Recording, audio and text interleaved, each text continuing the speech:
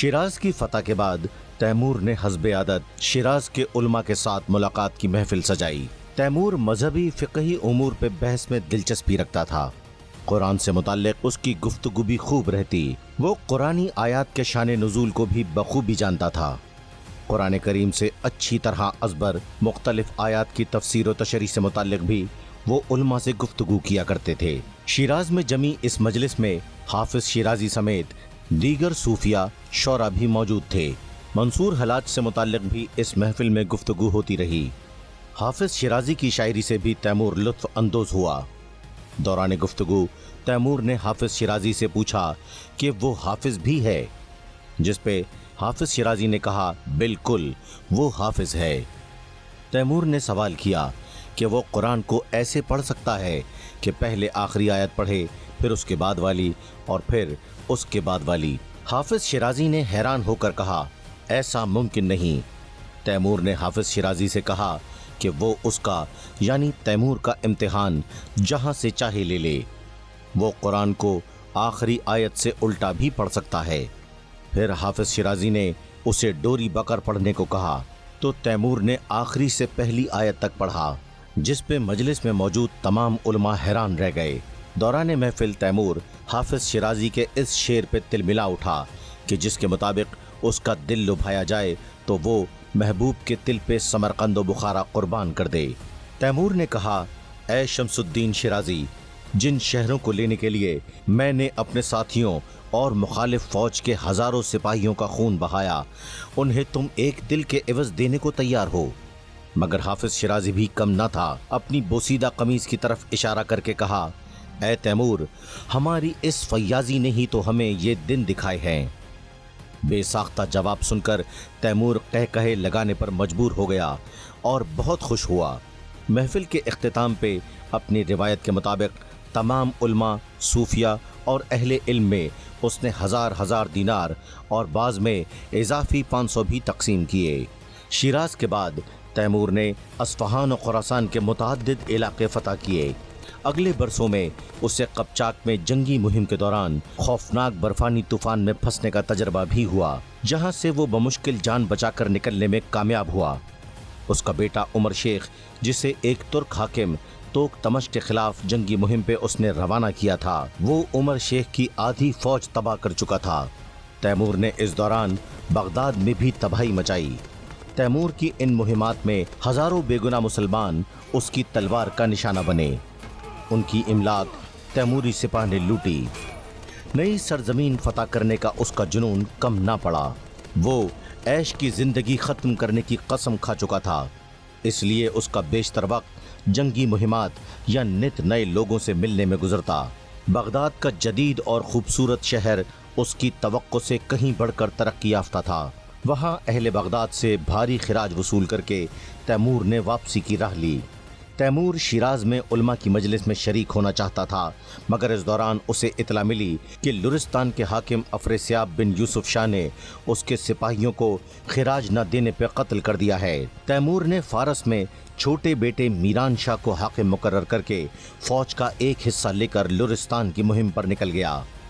लुरिस्तान के हवाले से जब तैमूर ने मालूमात हासिल की तो उसे बताया गया कि लुरिस्तान खतरनाक पहाड़ी सिलसिले के पीछे आबाद है, जहां बड़ी से बड़ी फौज भी नहीं जा सकती। वहां के मर्दों के कद 7 फीट और उनकी उम्रें 150 बरस तक होती हैं। उनकी औरतें 80 बरस की उम्र तक बच्चे जन्ने के काबिल होती हैं। लोगों ने उसे मशवरे देते हुए कहा कि वो सिपाहियों के कत्ल से चश्मपोशी इख्तियार करते हुए इस खतरनाक मुहिम पे ना जाए, क्योंकि मजीद नुकसान होगा। अफरेस्याब अपने मरकज हुसैनाबाद में रहता था। इस इलाके में सिकंदर आजम की फौज भी दाखिल ना हो सकी थी, मगर वो तैमूर ही क्या जो मुश्किल मुहिम का सुनकर पीछे हट जाए। सो मुनज़्ज़म अंदाज में लुरिस्तान का सफर शुरू कर दिया। लुरिस्तान की हुदूद में दाखिल होकर तैमूर ने एक झोंपड़ी और एक पंचक्की को देखा, जहां एक दराज कद बूढ़ा चरवाहा अपनी भेड़ बकरियों के साथ खड़ा था। तैमूर ने सिपाही भेजकर बूढ़े चरवाहे को तलब किया। उमूमन तैमूर के ऐसे बुलावे से लोग खौफ से कांप उठते थे, मगर वो बूढ़ा चरवाहा निहायत इत्मीनान से खड़ा रहा और बेबाकी से पूछा कि उसे क्या काम है। तैमूर ने कहा, तेरा नाम क्या है, इस जगह का नाम क्या है और तू क्या करता है? बूढ़ा चरवाहा बोला, इस जगह का नाम आसियाब ईजा है। मैं यहाँ पंचक्की चलाता हूँ, भेड़ बकरियां पालता हूँ और 50 साल से पंचक्की चला रहा हूँ। तैमूर ने पूछा, तेरी उम्र क्या है? बूढ़ा बोला, 120 साल। तैमूर को लगा उसने शायद गलत सुना। दोबारा पूछा तो जवाब वही मिला, जिसे सुनकर तैमूर बहुत हैरान हुआ। तैमूर ने कहा, जरा अपना मुंह खोलकर दांत दिखाओ। बूढ़ा चरवाहा गुस्से से बोला, अय अजनबी, क्या तुझे मैं घोड़ा नजर आता हूँ जो मेरे दांत देख रहा है? तैमूर ने मुस्कुराकर कहा कि नहीं, मैं सिर्फ देखना चाहता हूँ कि कितने दांत हैं। जब उसने मुंह खोला तो उसके दांत पूरे सेहतमंद और चमकदार थे। चरवाहे ने तैमूर को कहा कि पहाड़ियों से आने वाला पानी नदी में मिलता है। मैं इसका कुदरती पानी पीता हूँ जो कि सेहत बख्श है। उसने दूर नजर आते लुरिस्तान की पहाड़ियों की तरफ इशारा करते हुए कहा, हम रावण कबीले से ताल्लुक रखते हैं। हम लुरिस्तान के असल बाशिंदे हैं, मगर 160 साल से अफरेस्याब का खानदान हम पे हाकिम है, जो कि बाहर से आया एक खानदान है। उसके मजालिम के सबब हम हिजरत पे मजबूर हुए। दरअसल अबू ताहिर नामी एक शख्स 160 साल पहले खोजिस्तान से यहाँ आकर हाकिम बना था। चरवाहे ने बताया कि मेरा बाप अबू ताहिर को देख चुका है। तब तैमूर ने पूछा कि क्या तुम्हारा बाप जिंदा है?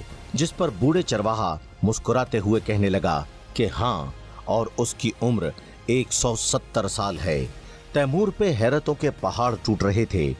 खैर, तैमूर ने मजहब का पूछा तो उसने कहा कि दुनिया में एक ही सच्चा दीन है और एक ही खुदा है और मैं उसी का पैरोकार हूँ।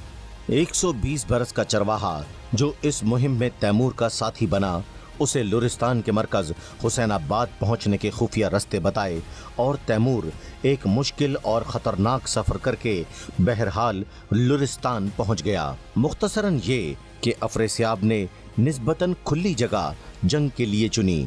अफरेस्याब को तैमूर की ताकत का अंदाज़ा न था। जंग से पहले जगह तंग होने के सबब मुख्तलिफ टोलियों में तकसीम होकर जंग करने का फैसला हुआ। इस दौरान तैमूर ने अफरेस्याब को कहा कि हम दोनों को एक दूसरे से लड़ना चाहिए।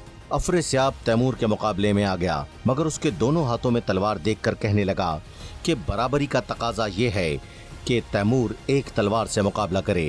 तैमूर ने उसे कहा, खुदा ने दोनों हाथ हर इंसान को इस्तेमाल करने को दिए हैं, मगर फिर भी तू बता कौन सी तलवार रखूं? अपनी तरफ से होशियारी करते हुए अफरेस्याब ने दाएं हाथ की तलवार रखने और बाएं यानी उल्टे हाथ वाली तलवार से लड़ने का कहा। हालांकि उसे इल्म न था कि तैमूर की असल कुव्वत उल्टे हाथ की तलवार में है। मारिका हुआ तो दोनों तरफ के सिपाही सफ बंदी करके ये मुकाबला देखने लगे। अफरेस्याब अपने घोड़े पे जैसे ही तैमूर के पास पहुंचा तो अपना गुर्ज पूरी कुव्वत से तैमूर की तरफ फेंका। तैमूर ने अपने घोड़े की लगाम थामकर उसे पिछली दो टांगों पे खड़ा कर दिया। नतीजतन गुर्ज उसके सर के बजाय टांग पे लगा, मगर तैमूर इसी मरहले का इंतजार कर रहा था। जब तैमूर का घोड़ा दोनों टांगों पे आ रहा था तो उसकी कुव्वत और अपनी ताकत का इस्तेमाल करते हुए तैमूर ने कुल्हाड़े का भरपूर वार किया, जिसने अफरेस्याब की टांग की हड्डी रान से तकरीबन अलग कर दी। वो दर्द की शिद्दत से घोड़े से ही गिर पड़ा। अफरेस्याब के सिपाही बज़ाहिर उसकी लाश के हुसूल के लिए तैमूर की फौज पे टूट पड़े। तैमूर ने चीखकर अफरेस्याब को हिरासत में लेने और मरहम पट्टी की हिदायत की और इस दौरान बूढ़ा जो साथ था उसे कहा कि सिपाहियों को समझाए कि उसकी जंग सिर्फ अफरेस्याब से थी जो उसके सिपाहियों का कातिल था। बहरहाल अफरेस्याब के सिपाही निडर जंगजू थे, लिहाजा उन्होंने जंग का फैसला किया। सो तैमूर ने भी भरपूर वार और हिकमत अमली से उन्हें शिकस्त दी। इस दौरान बूढ़े चरवाहे के जरिए मुज़ाकरात भी होते रहे और यूं अफरेस्याब की लाश की हवालगी पे मामला टला और यूं ये मुहिम इख्तिताम पजीर हुई। इस मुहिम में तैमूर को खासा नुकसान हुआ। इस जगह मालो असबाब न था, मवेशी थे, मगर यहाँ पहाड़ों से खुद उतरना मसला था तो मवेशी कैसे उतारते। वापसी पे तैमूर ने बूढ़े चरवाहे का शुक्रिया अदा करते हुए उसे फारस मुंतकिल होने की पेशकश की और उसे वहां अच्छी जागीर और पंचक्की अता कर दी। इसके बाद तैमूर कभी उस बूढ़े चरवाहे से ना मिला, मगर उसकी खैर खबर मिलती रहती।